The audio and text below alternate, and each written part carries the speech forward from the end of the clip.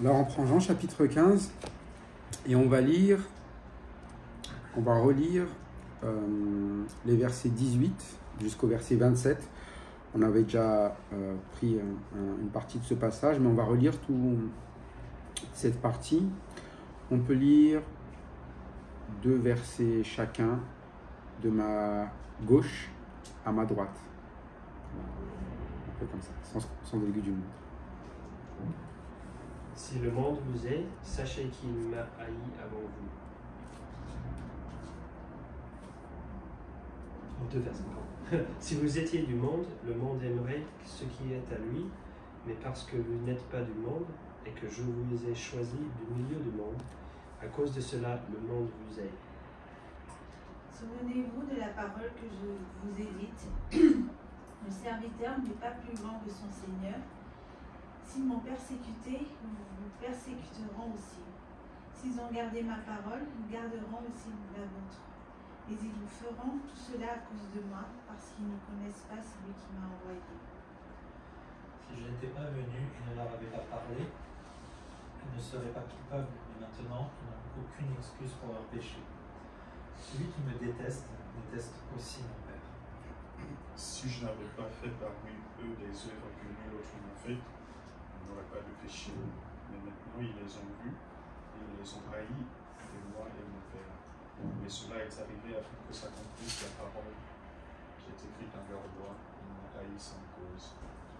Quand sera venu le consolateur que je vous enverrai de la part du Père, l'Esprit de vérité qui vient du Père, il rendra témoignage de moi, et vous aussi vous rendrez témoignage, parce que vous êtes avec moi dès le commencement. Bien, merci.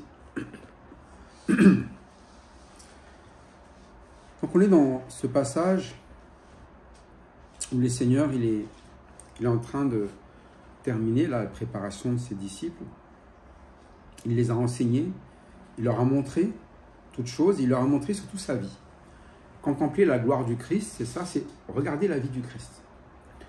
Vous avez vu tout ce qu'il a vécu. Il a expliqué, lui, c'est le vrai cep. C'est-à-dire que s'il y a un sarment, il doit être attaché à lui. Attaché à lui, ça veut dire qu'il va porter le même fruit que le vrai cep a porté. C'est pour ça qu'il leur explique, dès le début, chapitre 15, verset 8, « Si vous portez beaucoup de fruits, c'est ainsi que mon Père sera glorifié et que vous serez mes disciples. » Donc, il explique bien comment on glorifie le Père. Il faut porter du fruit. On ne peut pas simplement se dire, moi je suis en Christ, mais sans fruit, dire, je glorifie le Père parce que de ma bouche c'est sorti. Il y a quelque chose que l'on porte, et c'est du fruit. Et on rappelle toujours, un fruit, c'est quelque chose de consommable. C'est-à-dire que quelqu'un peut le cueillir dans notre vie. Ça a un goût. Un fruit, c'est quelque chose qui normalement a un goût comment? Sucré, bon. C'est pas quelque chose qui ramène du mauvais, mais du bon. Et il porte ce fruit. C'est-à-dire que cette personne, partout où il va, ce qu'il fait est bon pour ceux qui rencontrent cette personne. Et quand vous avez vu la vie du Seigneur, eh bien, ceux qui ont rencontré le Seigneur ont vu toute sa bonté. Partout où il est allé. Même des personnes eh bien, qui étaient mises à l'écart, comme cet aveugle qu'on a vu, comme la Samaritaine, comme des personnes qui n'intéressent pas les gens, ont vu quoi? La bonté du Seigneur. Ils ont vu la délivrance. Ils ont vu eh bien, le Seigneur s'arrêter là où les gens ne s'arrêtaient même pas. Alors, vous pensez à cet aveugle, il mendiait. Vous savez, hein, quand quelqu'un est malade, à l'époque, ça n'intéressait pas grand monde. Quelqu'un qui est aveugle, il ne sert pas à grand-chose et il se retrouve là sur le côté, il mendie alors qu'il a même des parents. Donc il aurait pu même avoir des gens qui étaient censés être proches, mais c'est le Seigneur qui va s'arrêter et qui va s'occuper de lui. Et c'est pour ça que c'était bon. Quand on contemple la vie du Seigneur, quand on voit sa vie, quand on partage sa vie, on n'a pas l'impression d'être à côté de quelqu'un qui nous plante des épines. On a quelqu'un qui use toujours de bonté, avec ce qu'il a. Déjà dès le départ, lors du mariage de Cana, les gens ne savaient même pas qu'est-ce qu'il avait fait, mais il avait fait quelque chose de bon. Il n'y a que ses disciples et ceux qui servaient qui étaient au courant de ce qu'il avait fait comme miracle. Les autres ne savaient même pas. Mais il a fait quelque chose de bon. Et c'est ça, quand on porte du fruit, au goût de ceux qui sont à côté de nous, c'est quelque chose qui est bon. Il y a une bonté. Et quelque chose qui... Eh bien, le fruit, si vous prenez un arbre, qui est-ce qui consomme le fruit? Est-ce que c'est l'arbre ou ceux qui viennent cueillir sur l'arbre? Le fruit, il n'est pas forcément pour nous. Il est pour qui? Il est pour les autres. Nous, nous sommes un arbre. Un arbre, on porte ce fruit, mais ce n'est pas l'arbre qui consomme ses propres fruits. Et c'est ça la vie du Seigneur. Il faisait des choses qui étaient de sa propre nature, de porter ce fruit, de porter cet amour, de porter cette bonté, cette joie, cette paix. Mais qui vivait cela? Ceux qui étaient autour. Mais lui, qu'est-ce qu'il vit en échange de cela? Et c'est ce qu'il explique. Si le monde vous est. Et souvent, nous sommes dans une façon de penser, s'il me fait du bien, je fais du bien. S'il me fait du mal, je fais du mal. Mais lui, il a montré, j'ai aimé le monde, j'ai porté du fruit. J'ai glorifié mon Père. J'ai pourtant été quoi? Haï. Et nous, dans notre façon de vivre, on fait les choses pour être aimé. C'est souvent ça. On dit, je veux bien porter du fruit, mais je veux quelque chose en retour. Je t'aime si tu m'aimes. Si tu ne m'aimes pas, je ne t'aime pas. Mais est-ce que Dieu a aimé le monde? Il l'a dit, hein, Dieu a tant aimé le monde qu'il a donné son Fils unique afin que quiconque croit en lui ne périsse point, mais qu'il ait la vie éternelle. Et est-ce que le Fils a aimé le monde? Il a tellement aimé le monde qu'il s'est donné lui-même pour le monde. Maintenant, il va expliquer, si vous demeurez en moi et que mes paroles demeurent en vous, demandez ce que vous voudrez et cela vous sera accordé. Si vous portez beaucoup de fruits, c'est ainsi que mon Père soit glorifié et que vous serez mes disciples. Et être disciple du Seigneur, ce n'est pas être différent de ce que lui vit. Un disciple n'est pas plus que son maître. C'est-à-dire que si le maître prend une direction, le disciple prend quelle direction? La même. Si le maître aime, vous aussi, je vous commande de quoi? Aimez-vous les uns les autres. Mais si le maître a été haï, vous aussi, je vous dis d'avance, vous serez quoi? Haï. Alors c'est important de le comprendre dans notre vie chrétienne. Nos actions ne sont pas faites pour que les gens nous aiment. L'ordre, c'est que nous devons aimer les gens. Et c'est la vie du Seigneur. Et si le monde nous hait, eh bien, il nous dit, c'est normal. C'est normal que le monde vous haïsse. Ce qui n'est pas normal, c'est que vous haissiez. Mais le monde, c'est sa manière de vivre. Si vous êtes du monde, le monde aime ce qui est à lui et vous n'êtes pas du monde. Si vous êtes en Christ, vous n'êtes plus du monde. Donc, si vous cherchez à vous faire aimer du monde, c'est que vous cherchez à ressembler à qui?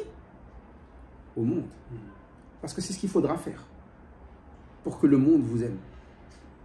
Mais il a dit, je vous ai choisi du milieu du monde. À cause de cela, le monde vous hait. C'est ce qui est au verset 19.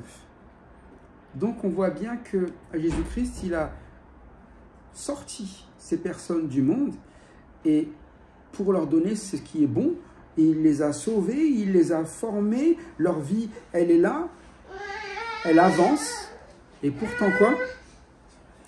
À cause de cela, le monde vous hait. Le serviteur n'est pas plus grand que son maître. S'ils m'ont persécuté, ils vous persécuteront aussi. S'ils ont gardé ma parole, ils garderont aussi la vôtre. Alors pourquoi est-ce que Jésus-Christ a été haï? Quand il fait des miracles, est-ce que les gens le haïssent pour ça? Jamais. Hein? Quand il a fait la multiplication des pains, la foule, elle venait et elle était en masse. Elle venait en venait. Vous savez, dans Jean 6, c'était cela.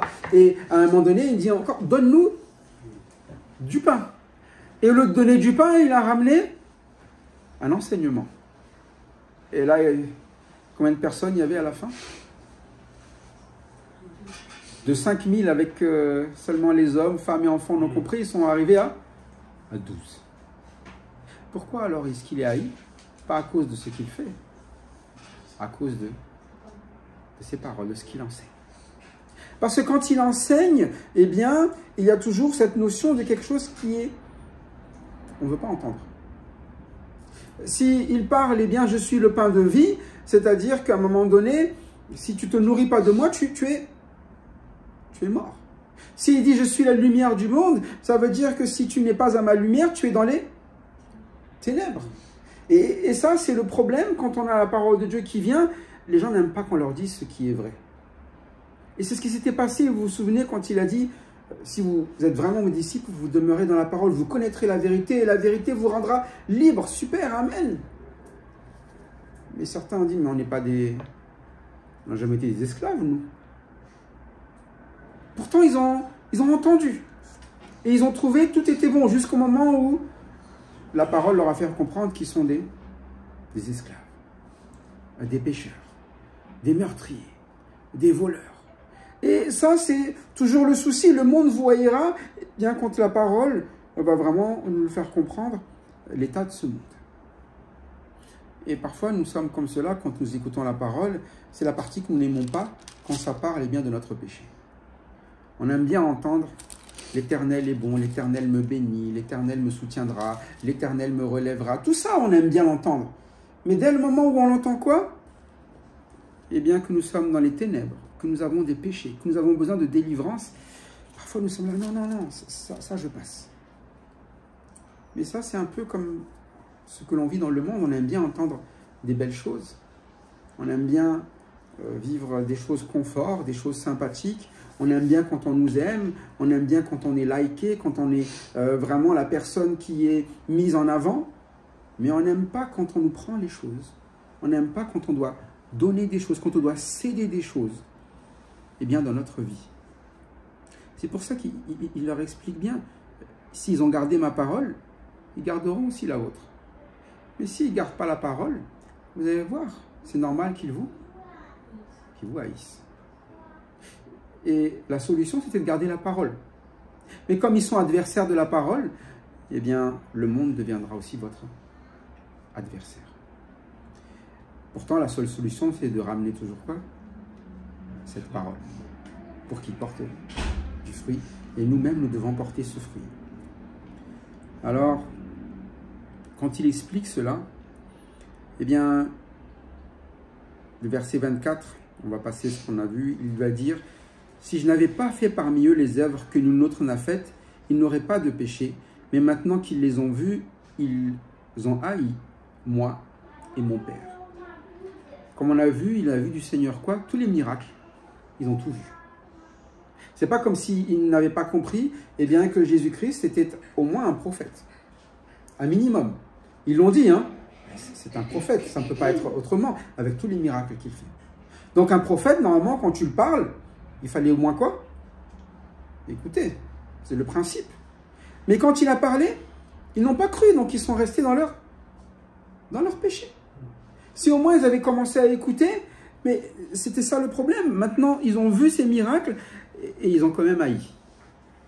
Et en haïssant, ils ont haï celui qui a envoyé, c'est-à-dire le Père. D'où le verset 25.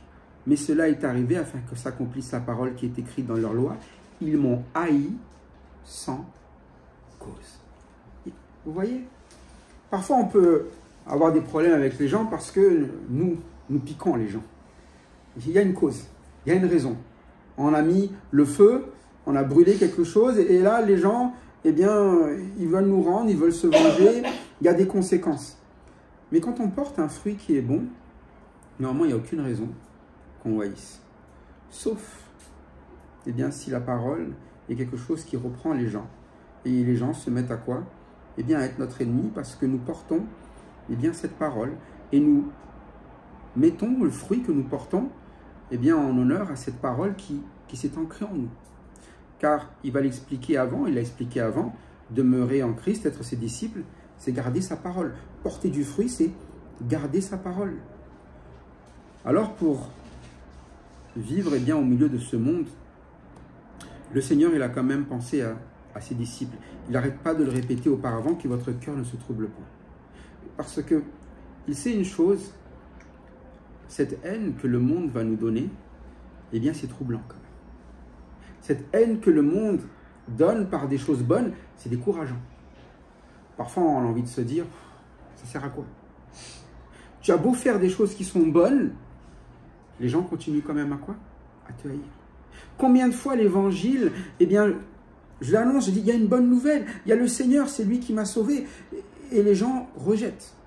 Et parfois on a envie d'abandonner, et on se lasse, parce qu'on aimerait que les gens nous aiment en retour, on aimerait voir du fruit en retour. Mais il va faire quelque chose, le Seigneur, verset 26, et ça c'est 26 et 27, c'est nos versets du jour, qui fait qu'aujourd'hui, nous pouvons être confiants, eh bien, lorsque des situations compliquées subviennent dans notre vie. Il dit, quand sera venu, il utilise le mot, le consolateur. Quand je vous enverrai de la part du Père l'Esprit de vérité qui vient du Père, il rendra témoignage de moi. Et vous aussi, vous rendrez témoignage parce que vous êtes avec moi dès le commencement. Le Saint-Esprit ici, il lui donne ce nom de consolateur, avocat, celui qui marche à côté de toi. Et dans les situations d'affliction, celui qui va partager ta vie. Mais celui qui va aussi ramener quelque chose dont nous avons besoin dans ce monde, c'est de la défense du Seigneur et de la consolation. Mais il lui donne le mot consolateur et il dit que je vous enverrai. C'est-à-dire qu'à un moment donné, ce consolateur, il ne viendra que si c'est Jésus-Christ qui l'envoie. C'est pour ça qu'il va partir pour l'envoyer, mais l'envoyer, il est dit de la part du Père. Alors, je ne sais pas dans vos traductions ce que vous avez, c'est de la part, ou une autre traduction vous avez? Ou tout le monde a la même chose?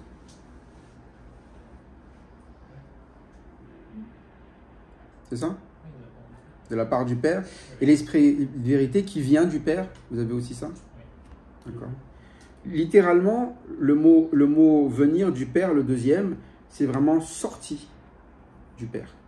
C'est pas juste, il était à côté et il est venu, il est sorti, comme vous sortez des paroles de votre bouche. Ça veut dire que ici, on a vraiment quelque chose qui est au Père et qui va être envoyé chez nous.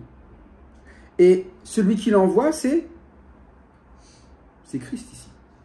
Ça veut dire qu'il y a vraiment ici le Père, le Fils, le Saint-Esprit qui ont un travail commun qui est de ramener quoi? Une consolation. L'un envoie, l'autre fait sortir, et il y en a un qui vient. Vous voyez? Et ça, c'est le Seigneur Jésus-Christ, et bien dans son amour pour ses disciples, parce que là, d'abord, il s'adresse à ses disciples. D'abord à eux. Quand il va partir, il leur dit quoi? Je vous envoie, c'est-à-dire dans son amour, c'est lui qui fait la demande, quasiment. Et puis, celui qui va le sortir, eh bien, c'est le Père. Ça veut dire que ça fait partie de sa vie. Quelque chose qui lui appartient va venir chez nous. Et celui qui va agir pour nous, c'est l'Esprit Saint, c'est le Consolateur. Mais ici, il lui donne un nom particulier. Il dit l'Esprit de vérité. C'est-à-dire que l'Esprit qui console, l'Esprit Saint, ce que le Père envoie de sa bouche, ce que le Seigneur veut que nous vivions, c'est un esprit qui nous ramène toujours à quoi? À la vérité. Et c'est important de le comprendre, parce que parfois on peut penser que le Saint-Esprit, eh bien c'est l'Esprit qui fait autre chose que ce qui a déjà été dit par le Seigneur. Si c'est l'Esprit de vérité, ça veut dire qu'il est conforme à toute la vérité qui a déjà été indiquée par le Seigneur et que le Seigneur veut qu'on vive. Et il a donné un commandement, c'est que vous vous aimiez les uns les autres. Le Saint-Esprit ne va jamais amener sa puissance pour autre chose. Vous voyez? Vous pouvez bien appliquer toute la religion que vous voulez. Si elle n'a pas le but de l'amour de son prochain, eh bien, ce n'est pas la vie de l'esprit. C'est pour ça d'ailleurs que le fruit de l'esprit, il commence par dire c'est quoi? C'est l'amour. Ça commence par cela. Et c'est important parce que c'est ça l'esprit de vérité. Et c'est pour ça qu'on amène la parole de Dieu pour enseigner cette vie selon l'esprit de vérité. Et l'esprit de vérité, il va vous convaincre de vérité. Ça veut dire que si nous sommes dans le mensonge, la consolation, c'est de nous dire, sors de ton mensonge. Et c'est pour ça que quand on ouvre la parole de Dieu, on ne peut pas espérer que l'esprit agisse en restant dans quoi? Dans le mensonge. On ne peut pas espérer qu'il nous console si nous restons dans quoi? Dans le mensonge. Et parfois, on veut se mentir. Et on dit, oui, mais bon, ok, Seigneur, oui, il y a des péchés, mais est-ce que mon péché est si grave? Est-ce que c'est si important d'aimer son prochain? Et puis, voilà, lui, tu as vu tout ce qu'il a fait? Est-ce que vraiment... Il dit, mais voilà, je pense que l'Esprit m'a dit, lui, je ne peux pas l'aimer. L'Esprit m'a dit, lui, c'est quelqu'un qui... C'est pas possible. Parce qu'il a déjà montré, Seigneur, il a tant aimé le monde, notre Dieu, et Christ est mort pour tous. Et l'Esprit ne peut pas vous dire, lui j'aime et l'autre, j'aime pas. C'est ce qu'on appelle un mensonge. C'est pour ça qu'on parle d'un esprit de vérité qui vient du Père. Et il ne vient pas de quelqu'un d'autre. Et le Père ne va pas changer ce qui sort de lui. Il ne peut pas sortir autre chose du Père que ce qu'il a déjà témoigné depuis. Et il rajoute à la fin, il rendra témoignage de moi. Le témoignage qu'amène l'Esprit ne peut pas être différent de la vie du Seigneur. C'est pour ça que, ici, il veut vraiment terminer par cela. Cet Esprit va être un consolateur. Mais un consolateur qu'il va envoyer parce que nous vivons dans la vérité. Et la vérité, c'est la vie du Seigneur. La vérité, ce n'est pas quelque chose qu'on n'a jamais vu.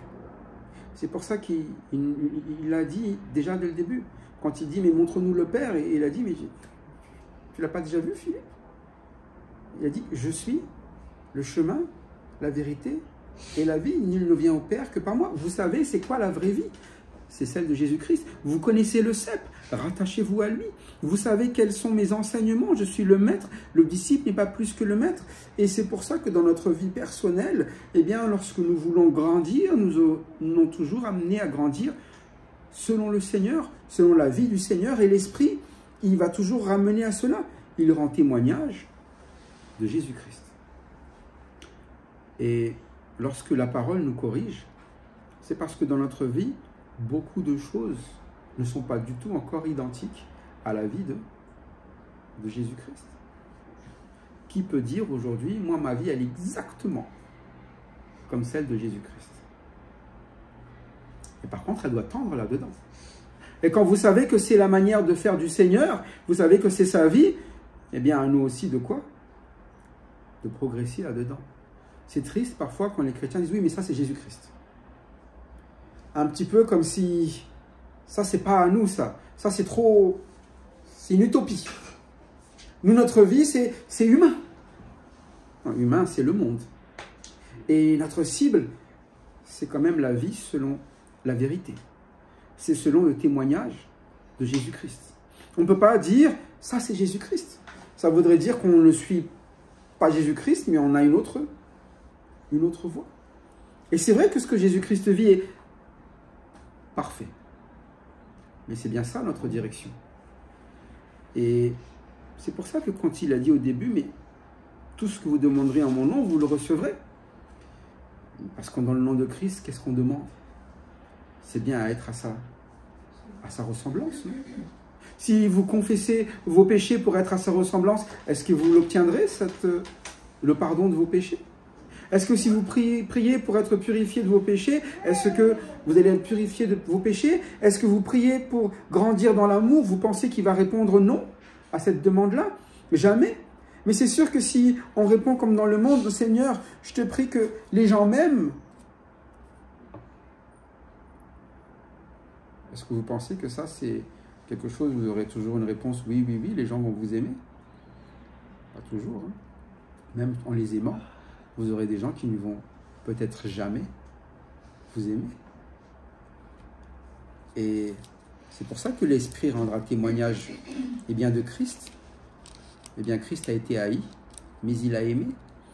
Et quand vous regardez la croix, c'est toute la haine du monde qui est retombée sur Christ. Et pourtant, lui, il a donné tout l'amour à tout ce monde. Vous voyez un petit peu la direction quand on prend, quand on est avec Christ. Et il y a l'Esprit qui va toujours nous amener à être à sa ressemblance dans la parole. Parce qu'il a envoyé cet Esprit pour cela. Mais étonnamment, c'est ce qui va être aussi notre consolation. C'est-à-dire que cet Esprit-là, il va nous amener dans notre vie, là où c'est censé être des afflictions, des moments de quoi? De consolation. Et si vous regardez les disciples plus tard, est-ce qu'ils vont vivre beaucoup d'afflictions? Pourtant, les plus joyeux, quand ils écrivent les lettres, on dirait que c'est eux plus que les gens qui reçoivent les lettres. Moi, c'est toujours, quand vous lisez un livre comme Philippiens, le plus joyeux, c'est Paul qui écrit. Et il est où? En prison.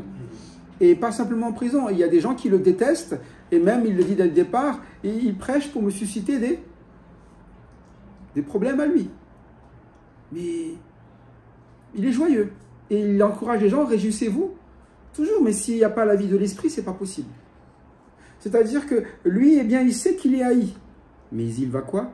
Agir selon ce que le Seigneur, lui a montré par l'Esprit. C'est pour ça qu'il dit au verset 27, et vous aussi. Et quand il dit et vous aussi, il s'adresse toujours ici dans ce passage à ses disciples qui sont là. Vous rendrez témoignage parce que vous êtes avec moi dès le commencement. Ils ont vu la vie du Seigneur depuis le début. Et ils savent quelle vie ils devraient mener. Et maintenant, c'est un ordre. Vous aussi, vous rendrez. C'est-à-dire que vous ferez exactement comme j'ai fait, comme moi. Et quand vous regardez les apôtres, c'était des hommes comme les autres. Pourtant, quand vous regardez leur vie, on dirait des petits Christ. Des petits Christ. Des personnes haïes, mais portant autour d'eux toujours quoi? Une bonne nouvelle. Quand ils venaient, c'était pas quelque chose où dit on va se faire taper tous. Mais les gens ne les supportaient pas. Ils ne supportaient pas Paul. Paul, il a fondé l'église aux Corinthiens et il ne supportait plus qu'ils viennent. Il a été là auprès des Galates, ramené l'évangile au milieu d'eux et il leur dit, mais maintenant vous me considérez comme un ennemi. Alors qu'il fait juste une seule chose, il ramène la parole. Et c'est cette même parole qui leur a amené le salut, mais c'est ça. Lorsqu'on se rapproche du monde, on n'aime plus. On finit par haïr. Alors c'est un avertissement pour nous. Est-ce que nous vivons la vie de l'Esprit? Est-ce que vraiment nous considérons que c'est la vie que le Seigneur voulait nous donner, la vie qui est sortie du Père, une vie qui est là pour aimer les autres en supportant quoi? Leur propre haine. Ou nous vivons la vie du monde qui est une vie qui est plutôt de ne plus supporter personne et de haïr parce qu'on ne nous aime pas. Parfois, on fait des choix dans notre vie de direction pour chercher les personnes à aller dans les endroits où on nous aime ou éviter les endroits où on ne nous aime plus. Pourquoi? Oh non, là-bas, ils ne m'aiment plus, ils ne s'occupent pas de moi, jamais ils pensent à moi, jamais, et là, on s'en va. Ou on se dit oui, plutôt quand on arrive, qu'est-ce que je peux faire pour eux? De quoi est-ce qu'ils ont besoin? Qu'est-ce qui manque dans leur vie? Et quand on parle de vie, on parle d'abord de vie spirituelle. Il manque peut-être du fruit ici. Et c'était ça le problème quand vous regardez les lettres qui sont écrites dans le Nouveau Testament, les lettres aux églises. Souvent, les lettres sont écrites quand il y a des quoi? Quand il y a des problèmes. Plus il y a de problèmes, plus il y a de lettres. Corinthiens, il y a une lettre qu'on ne trouve pas, mais on est à la 3e lettre. Et les longues lettres. Et beaucoup de problèmes. Et encore, il va venir. Et souvent, quand il dit qu'il va venir, c'est pour régler des problèmes. Parce qu'il sait que c'est là-bas qu'il manque de fruits. Il va se faire haïr à cet endroit-là. C'est normal. Ils sont en train de s'éloigner pour vivre le monde. Et vous savez, c'est ça. mais bien quand on aime, on va là où il y a un besoin. Mais quand on veut être aimé, eh bien on va là où il n'y a pas de besoin, mais là où ça remplit nos propres besoins. Et c'est pour nous un avertissement, eh bien dans la vie spirituelle, d'aller là où spirituellement, eh bien il y a toujours le besoin de personnes qui doivent connaître l'amour de Dieu. Le besoin de personnes qui doivent grandir avec le Seigneur et d'accompagner. Ici, il y a un consolateur que le Fils va envoyer sorti du Père. Mais nous aussi, eh bien, par cet esprit-là, nous allons être des quoi? Des consolateurs pour les autres. Parce que c'est ceci ce qui va nous être demandé dans le Nouveau Testament. On a été consolés pour pouvoir en consoler d'autres. Et c'est ça, mener une vie spirituelle. C'est ce que vous avez reçu du Seigneur, de pouvoir porter du fruit pour l'amener aux autres. C'est pour ça qu'il est dit, il rendra témoignage de moi. Vous ne pourrez pas amener autre chose, si vous êtes des disciples du Seigneur, que les choses du Seigneur. Alors c'est la question que l'on se pose. Est-ce que nous sommes prêts à cela? Est-ce que nous sommes prêts à nous laisser consoler en acceptant l'esprit de vérité agissant en nous et ainsi consoler les autres? Ou est-ce que nous préférons notre propre consolation que les gens m'aiment et les autres, on verra après. Et vous verrez que ceux qui suivent le Seigneur auront tout ce que le Seigneur promettra, c'est-à-dire une vraie consolation. Ceux qui ne le suivent pas, on va voir ceux qui deviennent ennemis. Tout le long de leur chemin, ils vont vivre cette haine jusqu'à la fin. Et vous savez, la haine, si vous réfléchissez à vos meilleurs moments dans votre vie, je ne pense pas que ce soit les moments où vous aviez la haine contre quelqu'un. Ça, c'est le genre de moment qu'on a envie plutôt de quoi? D'oublier. Quand vous réfléchissez aux meilleurs moments que vous avez, c'est les moments où vous partagez. Vous avez aimé. Je pense savoir quand ma fille elle est née, c'était un moment qui était important pour moi. Mais les moments de haine, ça n'a jamais été bon pour nous-mêmes. C'est pour ça qu'ici, il y a cet encouragement. De quoi il est dit? Vous rendrez témoignage. Que nous soyons donc des témoins de Jésus-Christ et non pas des témoins qui cherchons à aimer le monde, et que nous soyons de ceux qui obéissent à son commandement. Et son commandement, il le dit, aimez-vous les uns les autres, verset 12, comme je vous ai aimé. C'est-à-dire que comme nous l'avons déjà vu depuis le commencement de notre vie avec le Seigneur. Que l'amour du Seigneur continue de grandir en nous et que sa personne soit vue de ceux qui sont autour de nous. Amen.